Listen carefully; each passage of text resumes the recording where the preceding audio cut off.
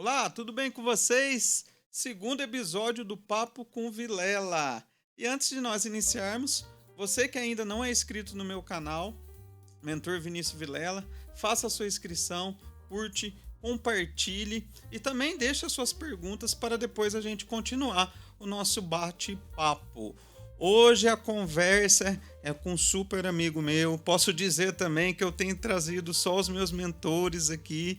Um pastorzão, foi meu professor no seminário, doutor em ciências da religião, historiador, professor universitário, avô, 29 anos cuidando de gente, é muito tempo. Eu estou falando com o doutor Adriel Barbosa, diretamente lá de Jundiaí, no estado de São Paulo, e eu vou passar a palavra para ele. É um prazer, Adriel, te receber aqui, e dê uma inicial agora aqui para mim. Olá, Vinícius. Olá a todos e todas que estão participando conosco dessa roda de conversas tão gostosa.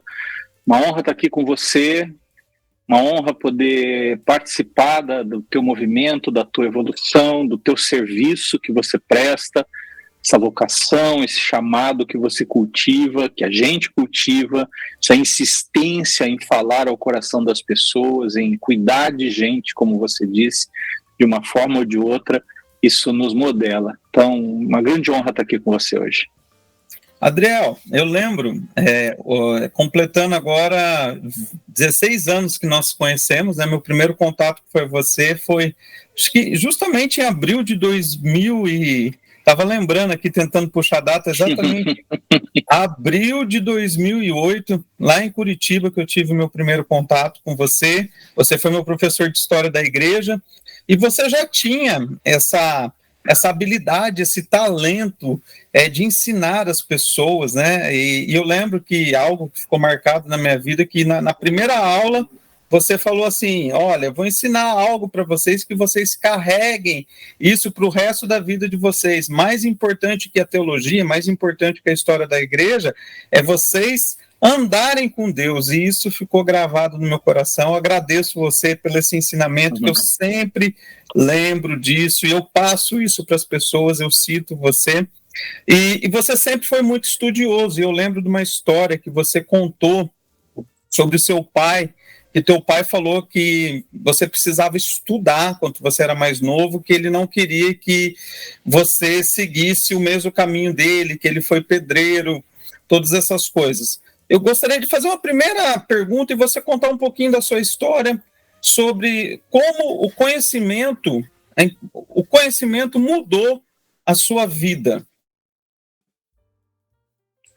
Então, essa história é muito significativa para mim e é uma experiência de infância. Eu sou de uma família de baixíssima renda, meu pai trabalhando com muito esforço para nos sustentar, minha mãe ajudando como costureira, e ali por volta dos 14 anos eu resolvi largar os estudos, como a maioria dos meninos da periferia, para ir trabalhar. E meu pai me sentou, me deu uma bronca e em certo momento, Vinícius, ele fala assim, pensa menino, você não quer ser doutor? Já imaginou as pessoas dizendo doutor Adriel? E eu lembro de escapar um sorrisinho de canto de boca, assim, né?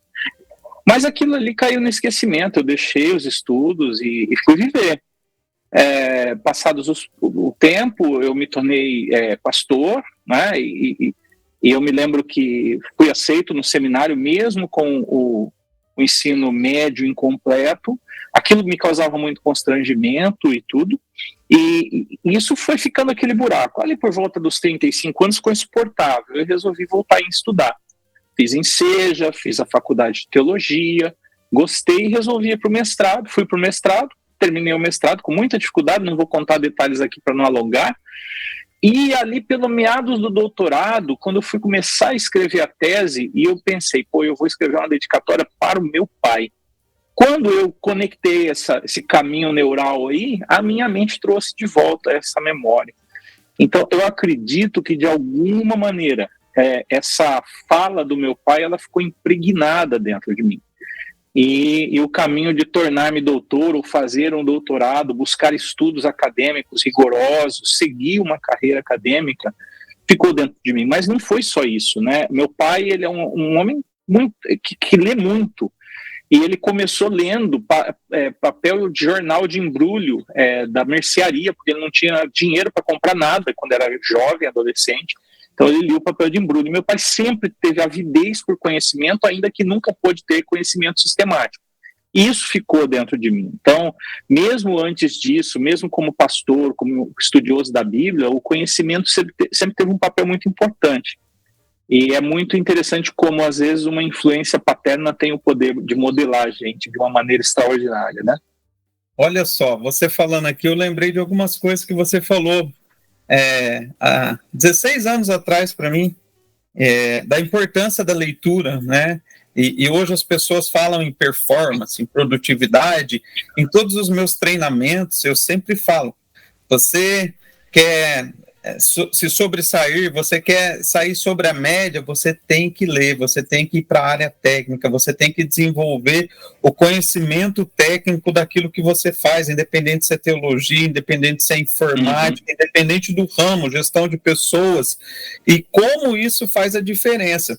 E eu lembro, né, quando você falou para mim, Vini, eu vou fazer mestrado, não conseguia nem mais bater um papo com você, era uma dificuldade. Depois a gente ficou um pouco longe, logisticamente, né? Antes, morava em Curitiba, e você em São Bento, e depois você foi para Jundiaí, e eu voltei para Maringá, e ficou tudo assim mais difícil, mas a recompensa é muito grande. E olha só, você sempre falou algo sobre a espiritualidade, que nós não devemos ser pessoas religiosas, mas pessoas espirituais, desenvolver a nossa espiritualidade. E hoje tem se debatido muito, nos dias atuais, como que a nossa espiritualidade ajuda na nossa produtividade, Adriel.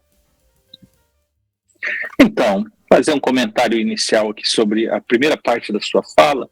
Nós estávamos aqui nos preparando para entrar e eu estava escutando o técnico, né, fazendo os preparativos, eu não estava vendo, mas estava escutando e observando toda a metodologia dele, todo o rigor ali de testes, ou seja, ele domina uma área e para que a gente pudesse fazer esse bate-papo de forma eficaz e sem sobressaltos, ele precisa realizar a tarefa dele bem realizada, uma tarefa que ninguém iria ficar sabendo se eu não citasse, mas ela está aqui intrínseca. Sem ele, nós não faríamos o que nós estamos fazendo. Ou seja, ele domina uma área do saber, ele tem uma paixão, ele tem um zelo por fazer o que ele está fazendo bem feito. Eu acho que é sobre isso. Quando você estuda, quando você resolve fazer algo da sua vida, a gente só tem uma vida para viver, não é verdade? E a gente só... alguém já disse que a vida é uma peça de teatro sem ensaio, não dá para voltar. Então, por que a gente não faz bem feito? Por que a gente não mergulha de cabeça? Né? A experiência de mestrado e doutorado é um mergulho. Eu tive que abrir mão de muita coisa, coisas que até me fizeram falta, e hoje algumas eu até procuro recuperar, porque eu precisei soltar algumas bagagens para cumprir um propósito.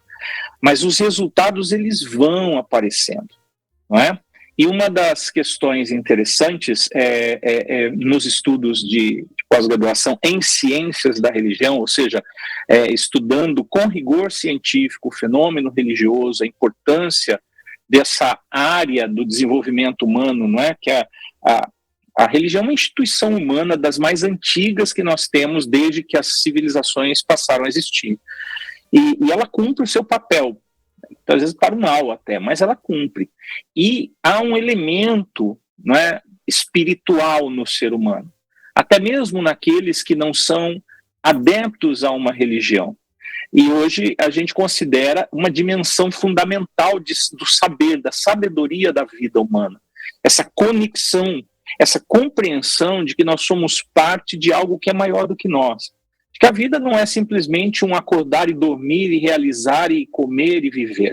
Nós somos tomados por propósito. E eu acredito que a principal contribuição, Vinícius, é essa, da espiritualidade para a produtividade. A gente vai falar com mais precisão, né? Eu acredito que tua curiosidade desse bate-papo é nesse sentido, mas eu acredito que de forma geral, né, para o nosso ouvinte, nosso espectador entender, quando você é uma pessoa que abraça a espiritualidade de uma forma séria e abraça a sua fé de uma forma séria, essa fé, essa espiritualidade, ela tem o poder de transferir significado, sentido para tudo que você faz. Você está imerso num mundo no qual você executa papéis, mas você é maior do que esses papéis. E esses papéis adquirem sentido transcendental, um sentido que extrapola a própria existência humana. E isso te faz ser uma pessoa focada, uma pessoa dedicada, uma pessoa entregue. Eu acredito que é por aí que a gente precisa caminhar para entender o papel da espiritualidade na produtividade. Olha só, presta atenção aqui no que o Adriel falou. Eu dou muito treinamento sobre gestão de tempo. E a questão do gestão de tempo, eu sempre falo que nós temos 4 áreas principais na nossa vida, depois pode acrescentar 1 ou 2, principalmente é a área física, é a área emocional, a área intelectual, que a gente falou um pouco aqui, você falou dessa importância da intelectualidade, e a área espiritual. Eu sempre falo, é a minha experiência, eu compartilho isso com todos os meus amigos, todas as pessoas que eu cuido, todos os meus mentorados. A tua espiritualidade a minha espiritualidade é que dá o norte na minha vida. Se eu não desenvolvo ela, parece que está faltando alguma coisa.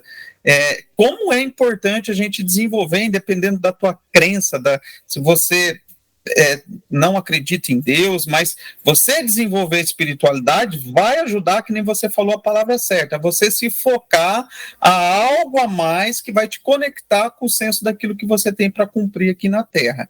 E olha só como isso é interessante.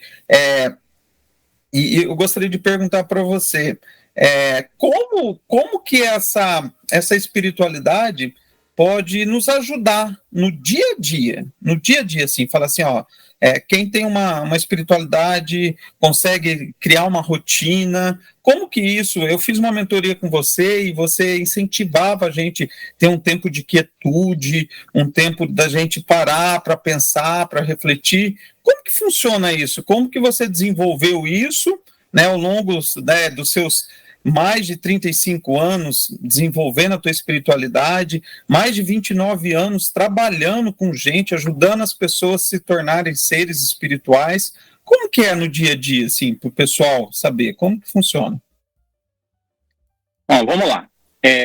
Eu lembro que no IAP, né, Imersão em Autoconhecimento e Produtividade, foi o treinamento que eu preparei e dei por algum tempo, e você foi um dos participantes, e fico feliz em saber que você conseguiu converter parte daquele conhecimento em prática. Eu falava muito sobre os rituais da vida ordinária, lembra?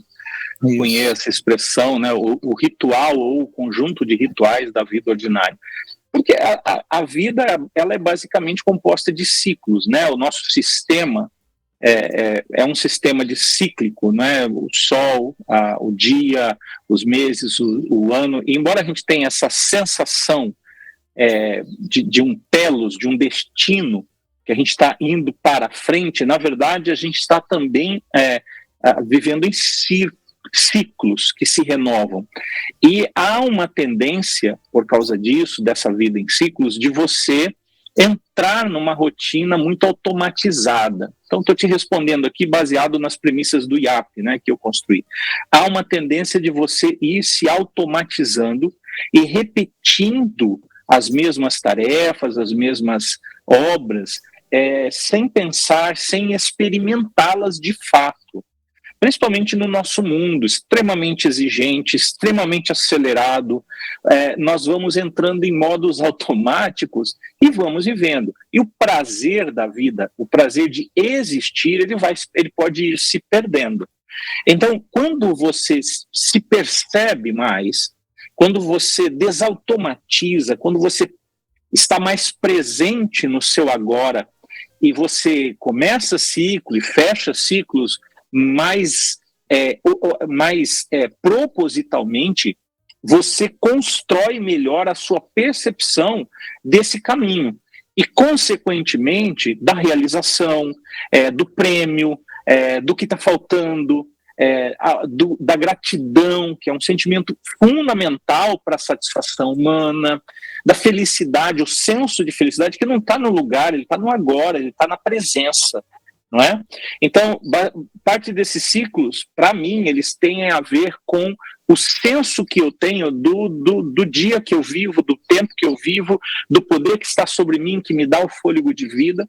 E aí eu começo meu dia com oração, eu termino meu dia com oração, eu oro para comer, eu separo o tempo precioso da comida para mim, eu desligo o meu celular para fazer um ritual para poder dormir, porque o sono é um tempo oportuno, é um tempo sagrado para mim, é o tempo do descanso.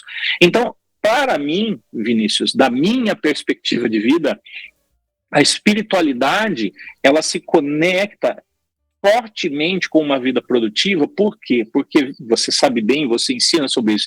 A vida produtiva não é uma vida de excesso de afazeres e de cumprimento de tarefas, mas é uma vida com uma percepção de propósito e a realização, a consecução desses propósitos que se derramam, inclusive, sobre a vida do meu próximo. Esse meu próximo pode ser minha família imediata, mas não apenas, de todos os que atravessam a minha vida, que interpelam o meu caminho. E é nesse sentido que eu acredito que a espiritualidade mais colabora conosco, mais nos fornece mecanismos para uma vida de propósito, para uma vida produtiva. Lembrando aqui, para concluir, Vinícius, que a gente está falando para um público que necessariamente não compartilha da nossa fé. Eu sou pastor, você também é cristão, mas é preciso dizer para o nosso ouvinte que quando a gente fala de espiritualidade, nós não estamos reduzindo isso ao cristianismo. Embora nós tenhamos nossa convicção de fé e a nossa fé é construída a partir das premissas cristãs. Mas quando a gente pensa em espiritualidade, a gente pensa fundamentalmente nessa vida que tem um sentido para além da existência cotidiana, da existência formal, da existência ordinária, tá bem? E é nesse sentido que ela se coloca como ferramenta poderosa para nos tornar mais produtivos. E olha só, conectando um assunto que a gente começou sobre conhecimento, eu vou conectar um assunto agora de conhecimento, produtividade e autoconhecimento, porque querendo ou não, na espiritualidade, nós desenvolvemos, nós aprendemos a nos conhecer melhor, né? Eu lembro quando, desde pequeno, a minha avó ensinava as Sagradas Escrituras para mim, a Bíblia Sagrada, e eu ia vendo conexões de algumas coisas que tinham nas Escrituras que condiziam com a minha personalidade, com alguns dons, com alguns talentos. E isso foi desenvolvendo. E hoje, você como estudioso, eu também estou, né, no bacharel de psicologia, fazendo a graduação de psicologia, como que a vida acadêmica te ajudou no seu autoconhecimento? Como que é? Como que foi isso? Eu acredito que o estudo acadêmico, que começa na graduação, que você está experimentando, já experimentou ali no seminário, embora com um pouco menos de tempo, vamos dizer assim, de rigor científico, né? Porque eu acredito que o que o estudo universitário e depois a pós-graduação vai atribuir a nós é fundamentalmente a capacidade de pensar, de escrever, de estudar com método. A metodologia científica, eu acho que é o grande ganho nesse sentido, que te projeta, porque você entra... Eu tinha um professor no mestrado e no doutorado, Dr. Young Mosung, que costumava dizer que o doutor é aquele que sabe muito sobre quase nada, porque há um afunilamento na produtividade, na produção acadêmica, pela qual você vai se concentrando numa área de saber e você não pode expandir demais para não cair no pecado da generalização. Esse é um dos grandes pecados que o acadêmico pode cometer. Ele tem que ter especificidade e ele tem que ter método. Ou seja, eu vou fazer uma pergunta sobre uma área específica do conhecimento, essa pergunta é uma hipótese que pode ser comprovada ou refutada, e eu vou metodologicamente testar essa pergunta para ver se essa resposta provisória ela se confirma. Isso basicamente é uma descrição do método científico. E aí, para cada área do saber, você vai ter as metodologias que vão orientar o exercício dessa produção científica. E é nesse sentido que eu acredito que ela mais me ajudou. Por quê? Porque com ela eu fui puxar alguns fios de entendimento das áreas de saber que eu estava envolvido, como a teologia, a psicologia. Então, eu fui estudar Jung, por exemplo. Eu fui abraçar a obra Aliás, do Jung. você gosta bastante de Jung, né? Esses dias a gente está até comentando. Jung e Viktor Frankl são os principais teóricos da área da psicologia que me atraem. Então, a Frankl eu ainda estou um pouquinho atrás, mas Jung eu acho que eu já li um pouco mais e descobri um universo, um mundo difícil. Não me considero nem de longe um especialista, eu sou um interessado na psicologia analítica, mas para eu conseguir fazer isso sem ter que entrar numa faculdade, é o método científico, é a capacidade de ler com método que vai me ajudar. E eu fui fazer isso em outras áreas também, inclusive, para entender a pergunta, o que é ser mais produtivo? Como eu posso me tornar mais produtivo? Até porque eu estou com 55 anos de idade. Uma das reações, das condições que essa idade te proporciona, é você olhar para trás e saber que você já consumiu a maior parte da lenha da sua vida e olhar para frente e não ter certeza de quanta lenha ainda tem.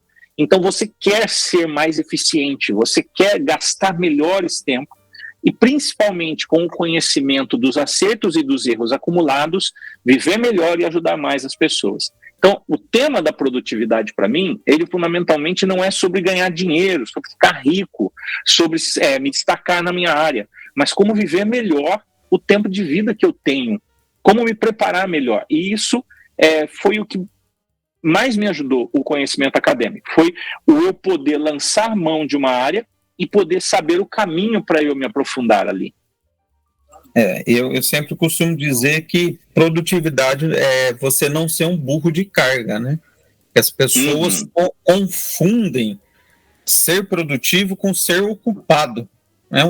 Exatamente. A pessoa ocupada demais, ela perde até o foco, a essência dela. Ela começa a fazer tanta coisa que você falou dentro do conhecimento, do método científico, que você tem que aprofundar, que você tem que se especializar, que você tem que nichar o assunto que você deseja, né? Aí a pessoa fica tão ocupada que muitas vezes a pessoa não consegue nem saber o que realmente ele quer na vida dele, qual que é o objetivo a curto, a médio, a longo prazo. Então, ser produtivo você está em conexão daquilo que é importante com você, de uma maneira que você vai se sentir bem, não cansado, estressado, sobrecarregado. Isso não é ser produtivo. E isso tem tudo a ver com autoconhecimento, porque quando você desenvolve essas metodologias que vêm do ramo científico, eu tenho observado muito isso, a psicologia tem me ajudado a entender coisas que eu não entendia, a psicologia tem me ajudado a me aprofundar em áreas psicologia positiva, que eu estou me aprofundando muito, que fazem toda a diferença na minha vida. Você falou algo que eu não sabia, e por nós, dentro da nossa espiritualidade, de sempre falar da gratidão, hoje a psicologia ensina da importância de você ser grato. Tem estudos e mais estudos e mais estudos e mais artigos científicos da importância de você ser grato, de você parar de olhar aquilo que você não tem e olha aquilo que você tem, seja grato por isso e continue a vida. Mas você falou um pouquinho tempo atrás que aquela anseio do nosso sistema que nós vivemos acaba muitas vezes, até no meio acadêmico, impedindo a pessoa de se conhecer. Então é muito legal essa explanação que você fez. Deixa eu fazer só mais uma consideração sobre isso. A pessoa ocupada, ela quase sempre é uma pessoa que vive demasiadamente para fora de si, por vários motivos que a gente não vai conseguir explanar aqui com facilidade. Mas para o nosso ouvinte entender, você precisa viver em dois sentidos. Você precisa viver para fora de você, ou seja, você precisa realizar, você precisa produzir, você precisa desempenhar papéis. É inevitável no mundo que você vive. você ter esse contato com o elemento externo. Você precisa ser pai para os seus filhos, marido para sua mulher, você precisa ser um profissional eficiente, você precisa trazer recursos para a sua vida, você precisa realizar sonhos, esses sonhos têm custo, e etc, etc, etc. Porém, há uma dimensão da sua vida que ela é interior. Você tem que olhar para dentro de você. E você tem que conciliar esse mundo interno com o seu mundo externo. Porque no seu mundo externo, as escrituras, a Bíblia Sagrada diz que estão as suas fontes. E isso vai ser dito pela psicologia de outras maneiras. Ou seja, há motivos, há forças intrínsecas no meu ser que me levam a fazer aquilo que eu estou fazendo. Outras vezes eu estou dominado pela minha dimensão emocional e eu não percebo que aquilo que eu estou fazendo, eu estou sendo escravizado por uma força emocional que me leva àquele exagero. Rapidamente, deixa eu dar um exemplo para você. Um homem que eu conheci há muitos anos atrás, eu era pastor da igreja que ele frequentava, e a esposa dele: ajuda meu marido, pastor, ajuda meu marido, ele não para de trabalhar. Um dia ele caiu doente, a musculatura toda entravada, todo inflamado, foi internado, porque ele não conseguia andar. E eu fui visitá-lo e longas conversas com ele. Por que você faz isso? É pela minha família. Eu estou falando pela minha casa. Eu falei: mas meu amigo, se você continuar fazendo isso, de voltar do seu trabalho 11 horas da noite, todo dia, de segunda a domingo, daqui a pouco você não tem mais família. Um parênteses, ele perdeu a família dele, tá? Eles se separaram, os filhos se dividiram, um ficou com o pai, uma desgraça. Ou seja, aquele homem, ele tinha um ímpeto dentro dele que ele acreditava que era o amor pela família. Mas quando eu fui ouvir a história dele, ele, aos 9 anos de idade, o pai manda ele para a cidade da zona rural para ele trabalhar com o tio. Só que ele perdeu o endereço do tio e o telefone, e ele não tinha como voltar para casa, ele não tinha dinheiro, e ele viveu na rua por quase 30 dias até conseguir encontrar uma conexão de chegar ao tio dele. Passou fome, passou frio, dormiu debaixo de ponte, e ali, naquele dilema, ele prometeu para ele mesmo, dentro dele, em algum lugar, que ele nunca mais passaria por aquilo. A força daquele trauma estava movendo aquele homem até aquele momento presente. E se ele não cuidou disso, porque eu perdi o contato com ele, está movendo ele até hoje, só que ele não sabe disso. Ele acha que é virtude, ele acha que ele é um homem trabalhador, ele acha que é por causa da família dele. Mas existe uma força interior que ele não governa, que está movendo ele. Quando você olha para dentro de você e você acessa esses lugares, você tem condição de lidar com isso. Muitas vezes não tem, e é onde entra a espiritualidade. A espiritualidade, a força da religião, muitas vezes me ajuda a colocar essas forças interiores no lugar correto, para que eu não seja uma pessoa ocupada, eu seja produtivo, eu tenha consciência do meu lugar no mundo.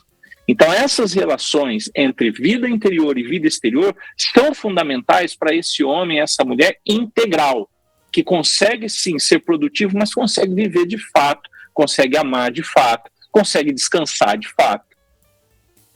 Hoje eu falei na minha rotina matinal, porque eu fui num evento em Curitiba ontem, precisava estar cedo aqui, eu acordei 4 horas da manhã, peguei estrada, e como isso faz falta, né?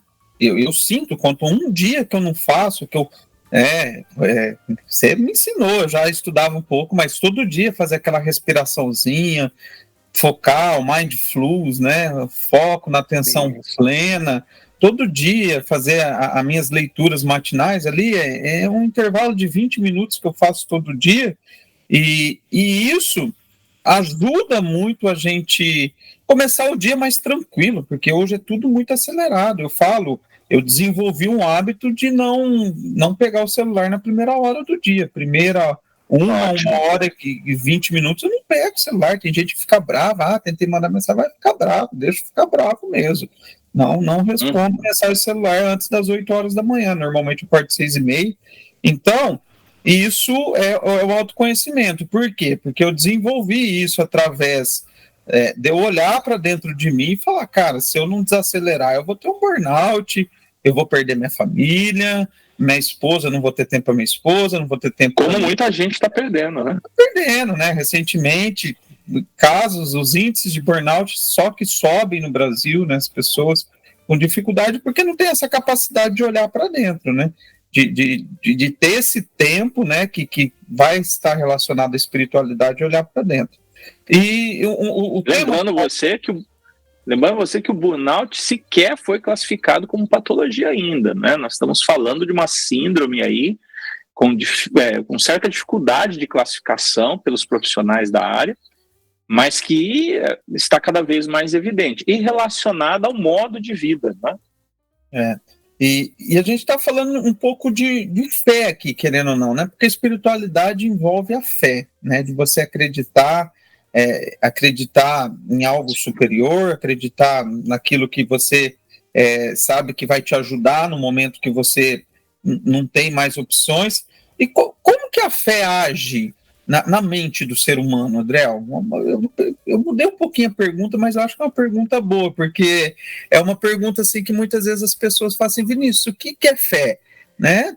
Se você vier de acordo com a perspectiva cristã judaica, a gente fala, tem uma resposta bem lá de um texto de Hebreus, né? Do capítulo 11 de Hebreus, mas o que a fé faz na mudança da mentalidade das pessoas? O que a fé ajuda a mente das pessoas?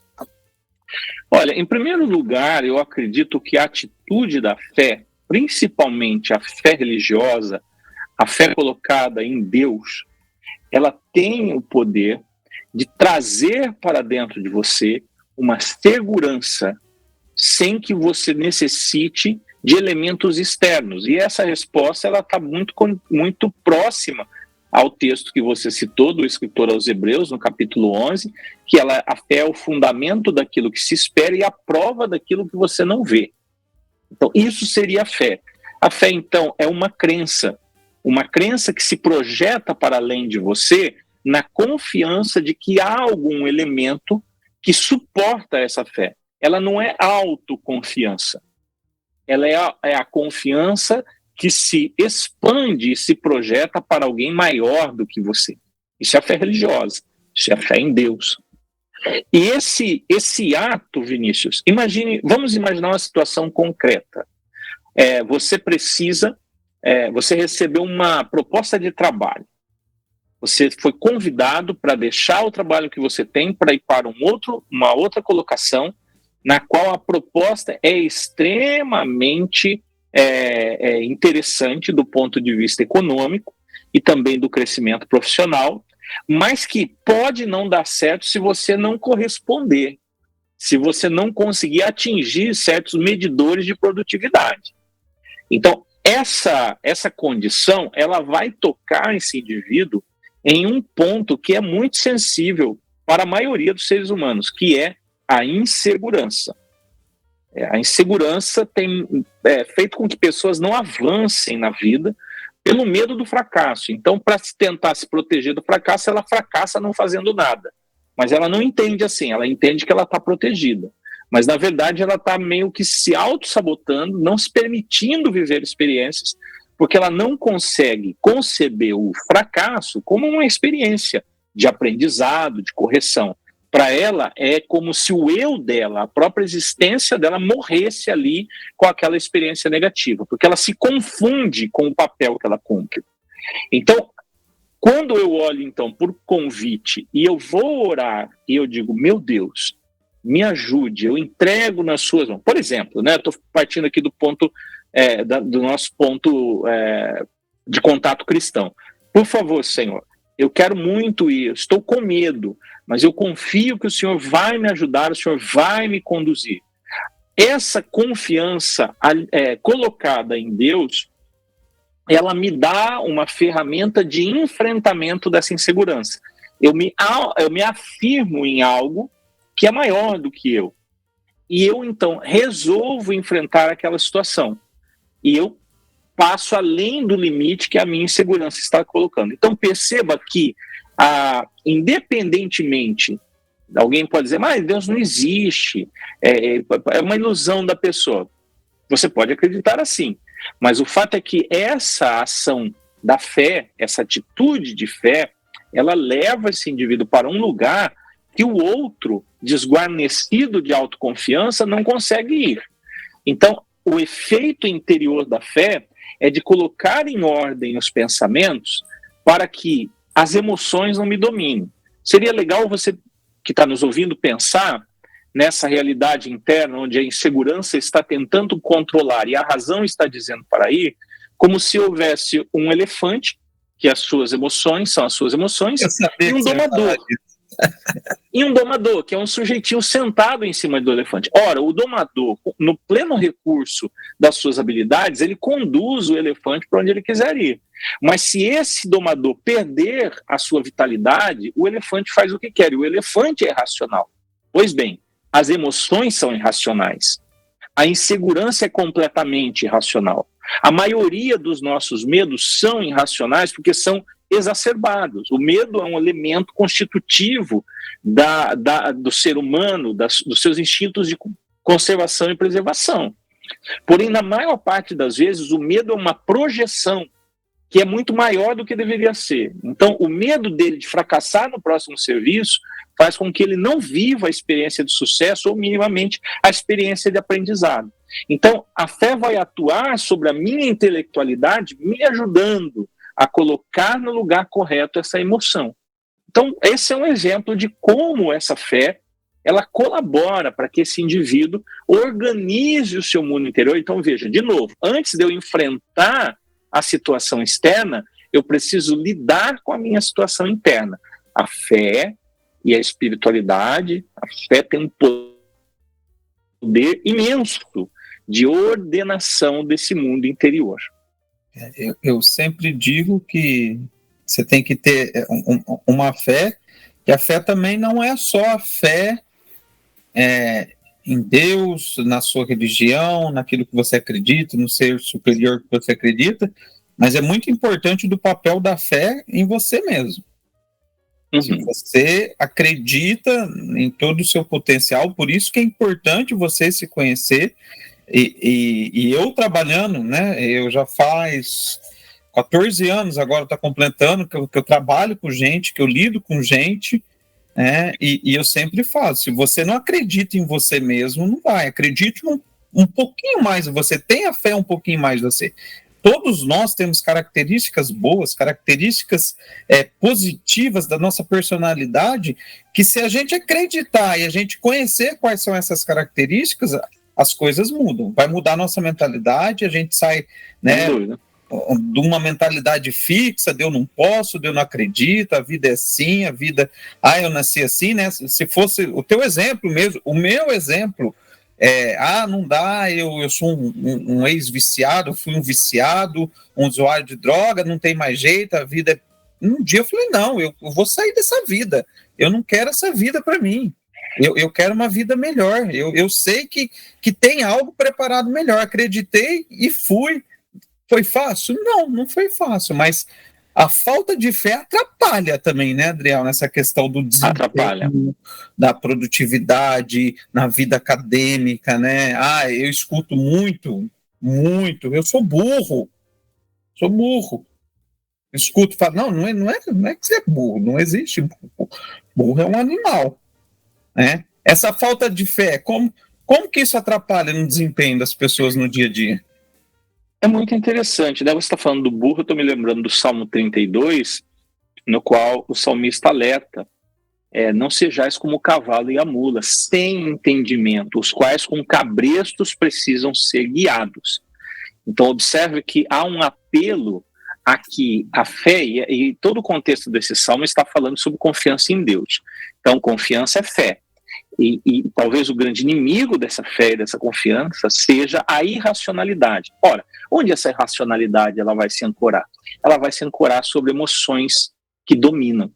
Não é? Então, a pessoa dizer, eu sou burro, esse burro não é uma conjectura. Esse sentimento é uma emoção que diz para ele. E aonde que está ancorado? Está ancorado numa experiência de trauma, provavelmente, numa experiência escolar frustrada, não é? Numa educação repressiva que ele recebeu, violenta muitas vezes, que tirou dele a sua autoestima. E essa pessoa está sendo roubada. Pois bem, a fé em Deus tem um poder extraordinário de atribuir sentido. É importante dizer aqui, Vinícius, que nós não estamos tentando instrumentalizar a fé para o ser humano ter resultado. Ou seja, a fé, então, vai para uma igreja porque é a maneira mais curta de você ficar rico. Não é disso que nós estamos tratando.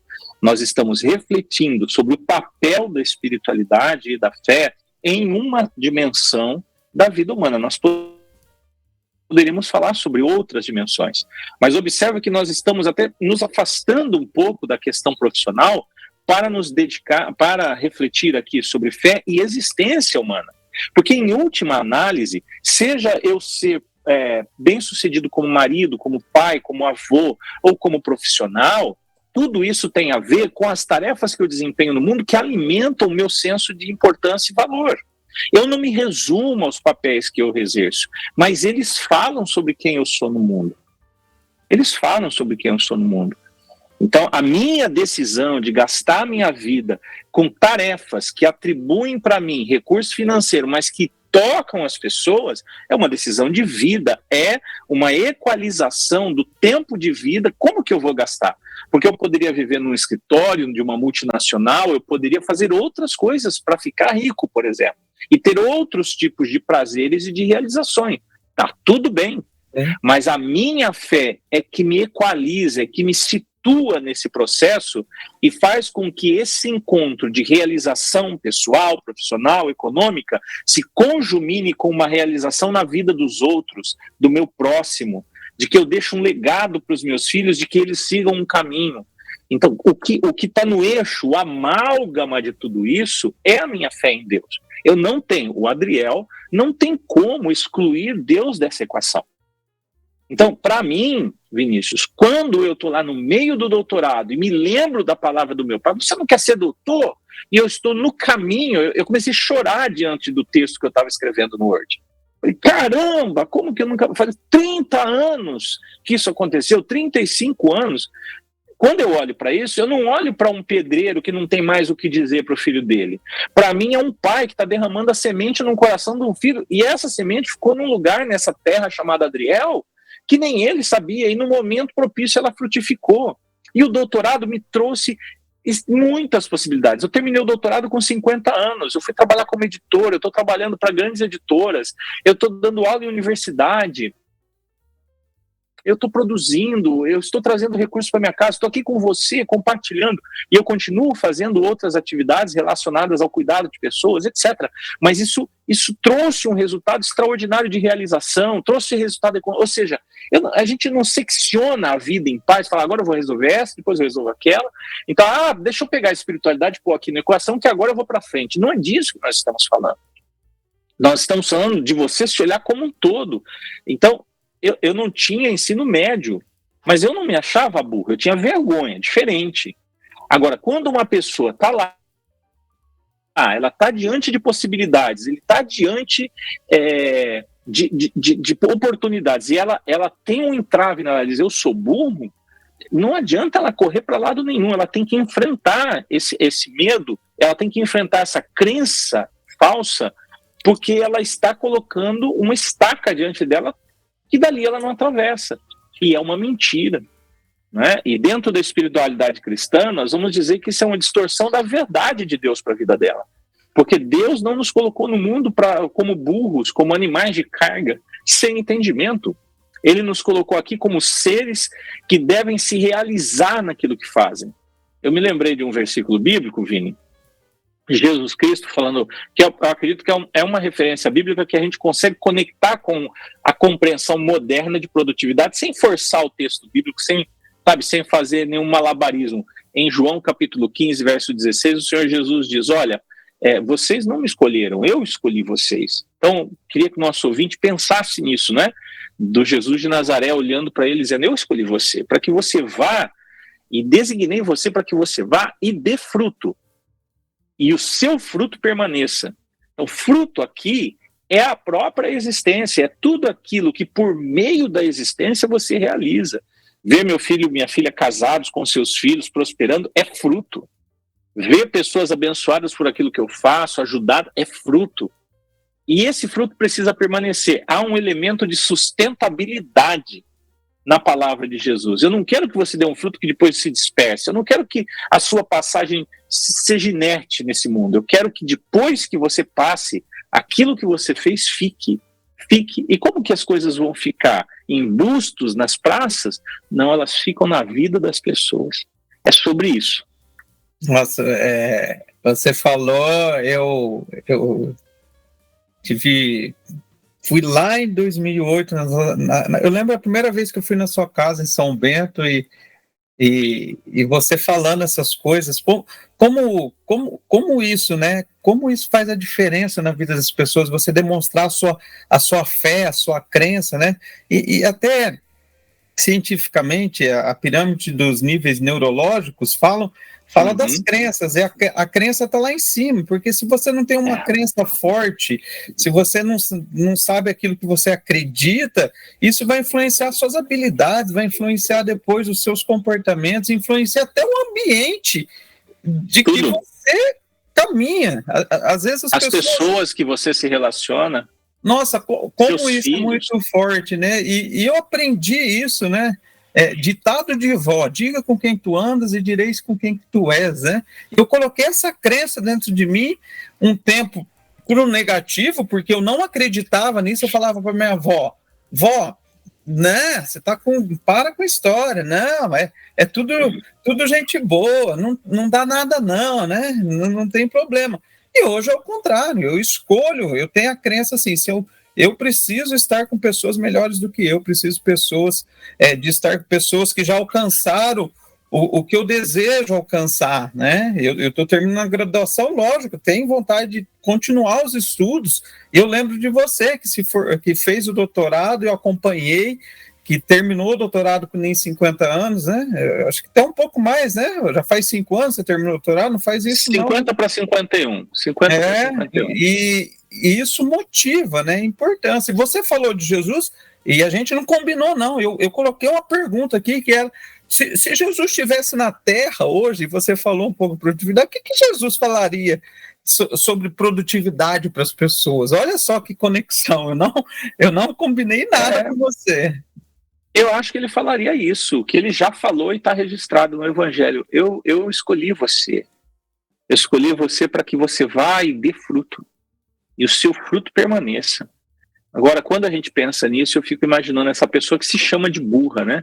Que olha para si e enxerga um animal de carga, alguém fadado ao não sucesso, a não realização, alguém que não tem potenciais. Imagine. Não é? A distância que essa pessoa está desse desígnio de ser alguém frutífero, não é? Mais do que ser rico, mais do que ser poderoso, mais do que se exibir nas redes sociais, a nossa vida precisa estar preenchida de significado. E esse significado se derramar sobre a vida de outros seres humanos, não é? Isso, é sobre isso que nós estamos falando. Isso para nós é produtividade, né? Cada um na sua vida, cada um no seu mundo, cada um de acordo com a sua historicidade, com as cargas que carrega, não é? Com as cargas que carrega. E a gente, porque a gente não deve fugir da nossa história. A gente tem que reescrever, a gente tem que ressignificar a nossa história e voltar para ela e pisar nesse caminho e ser um instrumento da mão divina para reconstruções de caminhos, de pessoas e etc. Mas a gente só vai conseguir isso quando a gente se voltar para dentro de si e se reencontrar consigo mesmo, né? E reencontrando-se consigo mesmo, se reencontrar com a sua essência, e reencontrando-se com a sua essência, se reencontrar com Deus. Eu escutando você aqui, eu tenho algo dentro de mim que eu sempre falo assim, se uma âncora que eu criei para mim, né? Deus está comigo e tudo vai dar certo, né? Mas aí às vezes eu faço uma mediação. Mas será que os meus comportamentos estão de acordo com aquilo que eu acredito? Isso é ser produtivo, porque muitas vezes a gente se ocupa tanto, eu já errei na vida por causa disso, de muita ocupação, de fazer coisas que estavam fugindo daquilo que eu sempre acreditei, né, do do meu propósito aqui na Terra, de agregar na vida das pessoas, de poder ajudar as pessoas, e eu fui se perdendo por causa dessa ocupação exagerada, desse descarrilhar por causa que estava sendo imposto pela nossa sociedade que a gente vive, que imprime esse ritmo acelerado, né? Eu aprendi um tempo atrás com o Christian Barbosa que ele falou assim, é melhor andar do que correr, porque correr cansa. Lógico, tem momentos nas nossas vidas que a gente vai precisar dar uma acelerada, né? Mas claro, são exceções.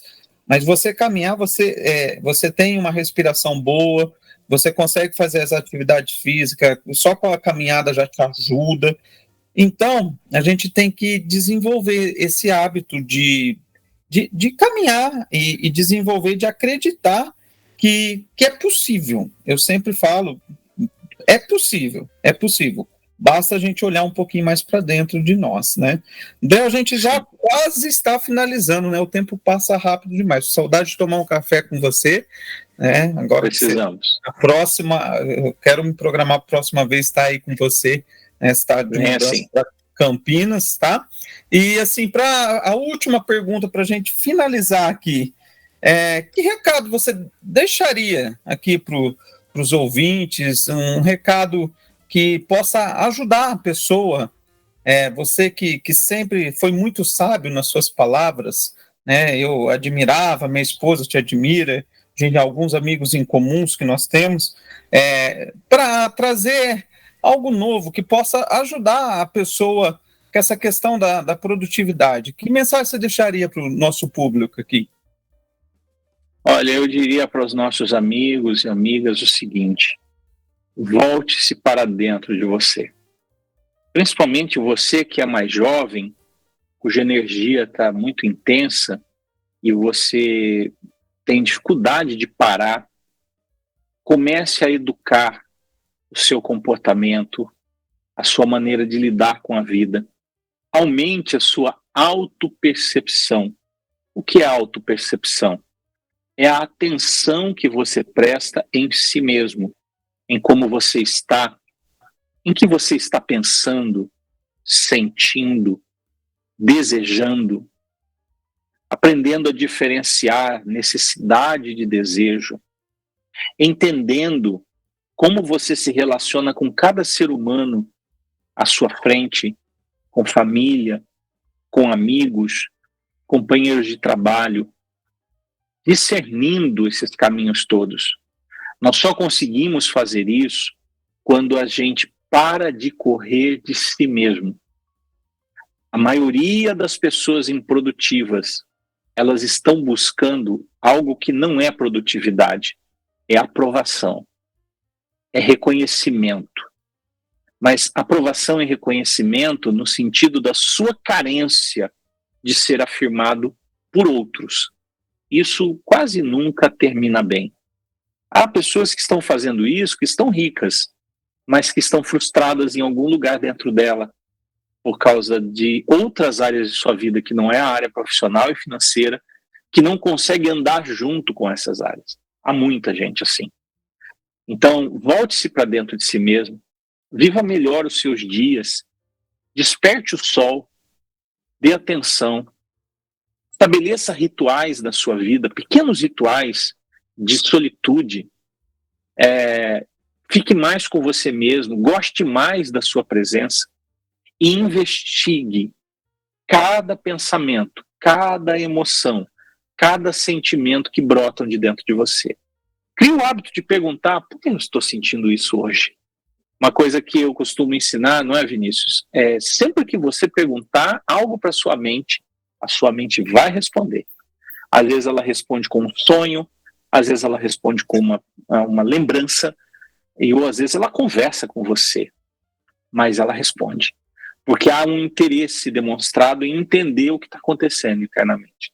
Eu acredito que grande parte da falta de sucesso e de realização de muitas pessoas está na insistência de não mergulhar dentro de si mesmo, ou nessa convicção de que aí não é para mexer. Não caia nesse engodo. Volte-se para você, aumente o seu contato com o seu mundo interno. E se você vê que você precisa, que você está num emaranhado de emoções e sentimentos que você não consegue resolver, se você perceber que você tem pensamentos autodestrutivos, se você perceber que você vive se autodepreciando, se você perceber que você tem hábitos exagerados de compra, hábito de fala demais, dificuldade de descansar, seu sono está alterado e você não consegue mudar, você está preso à rede social, está fingindo, criando um personagem, coisas desse tipo, e você não consegue sair desses lugares, procure ajuda, procure um profissional especializado, procure um amigo de fé, procure seus pais, procure alguém. Comece a se abrir, comece a conversar. E se for preciso, busque um profissional para cuidar, ajudar a cuidar de você, para que você não se perca dentro de si mesmo. Porque ganhar dinheiro e ser promovido não é sinônimo de produtividade. Isso é outra coisa.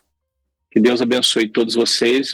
Vinícius, muito obrigado por essa oportunidade de estar aqui com você. Adri. Obrigado mesmo. Foi um papo muito interessante. Eu anotei algumas coisas aqui. O Adriel sempre está dando um conteúdo legal lá no Instagram dele.